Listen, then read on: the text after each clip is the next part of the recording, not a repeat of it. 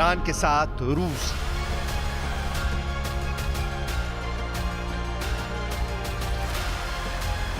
अगर Israel, America, Britain और पश्चिमी देश ये सोच रहे हैं कि हम ईरान को अगले 48 घंटे में तबाह कर देंगे, तो ये गलतफहमी वो जितनी जल्दी दूर कर सकते हैं कर लें, क्योंकि कुछ खुफिया रिपोर्ट्स में दावा किया जा रहा है कि राष्ट्रपति पुतिन का रूस ईरान का जंग में साथ देने जा रहा है।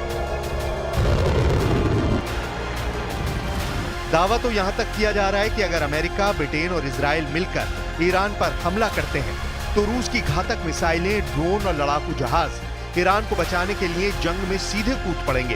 राष्ट्रपति पुतिन ने ईरान को खुफिया तरीके से पूरा वॉर प्लान पहुंचा दिया है। पश्चिमी मीडिया के जानकारों के मुताबिक इजराइल पर ईरान का सीधा हमला साबित करता है कि ईरान को रूस से हमले की हरी झंडी पहले ही मिल गई थी। अब सवाल उठता है कि रूस ईरान को बचाने के लिए अमेरिका, ब्रिटेन, इजराइल और नेटो देशों से जंग क्यों करने पर उतारू है? क्या ईरान को बचाना रूस का मिशन बन चुका है? जरा देखिए क्यों रूस ईरान का साथ जंग में देने जा रहा है। 2 साल से ज्यादा समय से चल रही रूस यूक्रेन जंग में ईरान जमकर रूस का साथ दे रहा है, इसलिए अब रूस ईरान का जंग में साथ देने के लिए तैयार हो चुका है। ईरान यूक्रेन युद्ध में रूस को हजारों आत्मघाती ड्रोन, शाहिद 136, मुहाजिर 10 जैसे ड्रोन दे रहा है, जिसके जरिए रूस यूक्रेन को जंग में रौंद चुका है। यहाँ तक कि खुफिया रिपोर्ट में ये भी दावा किया गया है कि ईरान ने रूस को यूक्रेन जंग में अपनी घातक मिसाइलें, 3 लाख तोप के गोले, 10 करोड़ गोलियां तक दी हैं और उसके बाद भी हजारों रॉकेट, जंग का सामान रूस को अब भी भेज रहा है। डिफेंस एक्सपर्ट्स का दावा है कि पुतिन ईरान के एहसान को दिल से मानते हैं और ईरान से वफादारी दिखाते हुए अब जंग में ईरान का साथ देने जा रहे हैं। रूस के दम से ही ईरान ने इजराइल पर घातक हमले किए हैं। המערכה הזאת עדיין לא הסתיימה.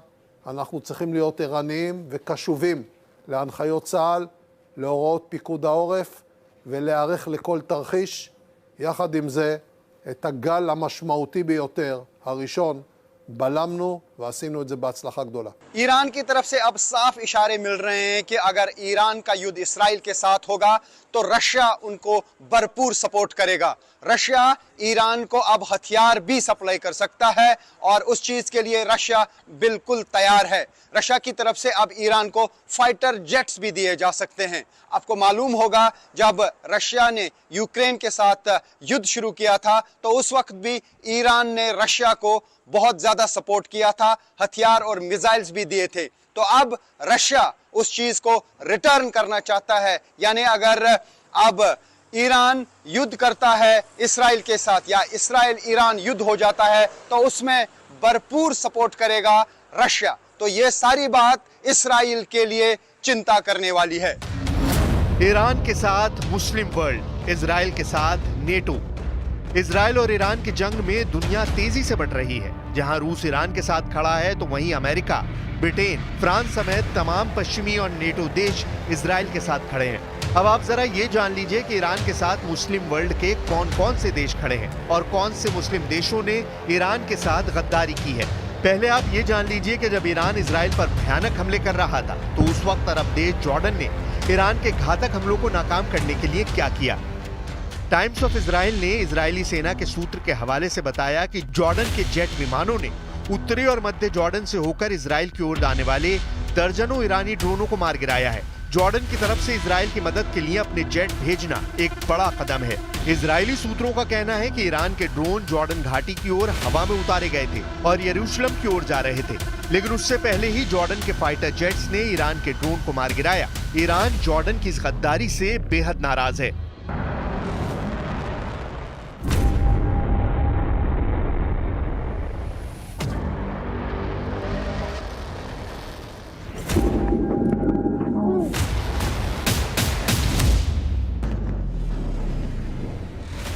इजराइल की मदद करने के लिए ईरान की IRGC ने जॉर्डन को धमकी दी है कि अगर वो इजराइल की और मदद करता है तो ईरान का अगला टारगेट जॉर्डन होगा।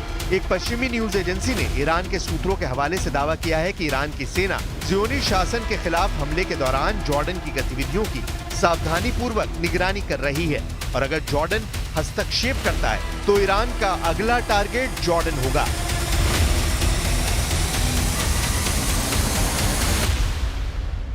אמש איראן פתחה במתקפה נגד ישראל ושיגרה יותר מ-300 איומים מסוגים שונים.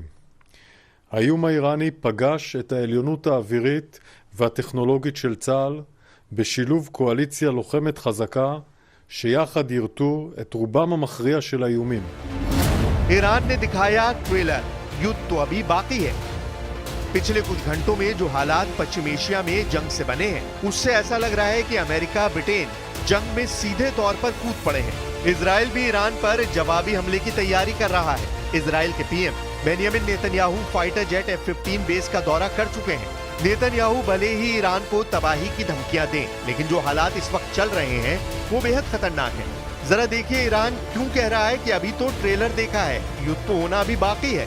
ईरान को अपनी मिसाइल और ड्रोन ताकत पर जबरदस्त भरोसा है और इसलिए वो अमेरिका से कह रहा है कि हमारे और इजराइल के बीच जंग चल रही है, जंग से दूर हो जाओ। जरा देखिए कैसी है ईरान की हवाई हमले की ताकत।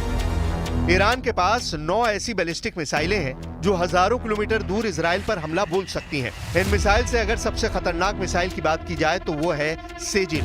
ये मिसाइल 17,000 किलोमीटर प्रति घंटे की तेजी से 2,500 किलोमीटर दूर हमला कर सकती है। तो वहीं खैबर मिसाइल की मारक क्षमता 2,000 किलोमीटर है।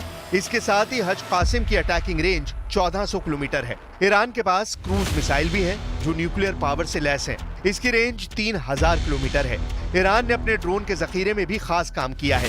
पूरे मिडिल ईस्ट क्षेत्र की बात की जाए तो ईरान आत्मघाती ड्रोन का सबसे बड़ा निर्माता है। ईरान के पास मुहाजिर 10 नाम का घातक ड्रोन है। इसकी रेंज 2000 किलोमीटर है। तो वहीं मुहाजिर 10 अपने साथ 300 किलोग्राम का विस्फोटक भी ले जा सकता है। कुल मिलाकर अब हालात ये हो गए हैं कि एक तरफ इजराइल अमेरिका के दम पर ईरान को बर्बाद और तबाह करने का प्लान बना रहा है, तो वहीं दूसरी तरफ ईरान रूस के दम पर अब अमेरिका और इजराइल को सीधी जंग की चुनौती दे रहा है।